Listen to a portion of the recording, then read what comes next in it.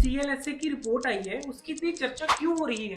Agency है जो कि जिसका हेडक्वार्टर्स हांगकांग में है और वो बेसिकली कॉर्पोरेट्स और इंस्टीट्यूशंस की इक्विटी हैंडल करती है।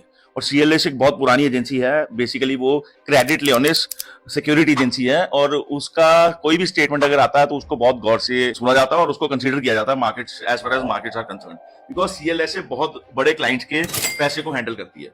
और आपको ये जान के हैरानी होगी कि सीएलएसए काफी पैसे इंडिया से निकालकर चाइना लेके गई थी। अब उसकी रिपोर्ट जो आई है वो आपको हैरान कर देगी और वो एक जॉयफुल रिपोर्ट है हमारे इंडियंस के लिए और इंडियन सिक्योरिटीज के लिए। सीएलएसए ने कहा है कि ट्रंप के जीतने के बाद चाइना के जो एक्सपोर्ट होते हैं टुवर्ड्स अमेरिका उस पर टैरिफ लगने के बहुत ज्यादा चांसेस है, तो चाइना की मार्केट्स फॉल करेंगी।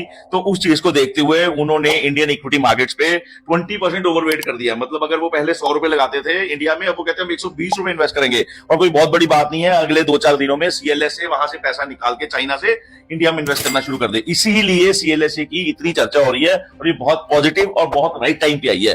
तो मेरे भाइयों, म्यूचुअल फंड्स के 10% फॉल करने के बाद ये टॉपअप करने का टाइम है और प्लीज इसको टॉपअप करें। Thank you very much.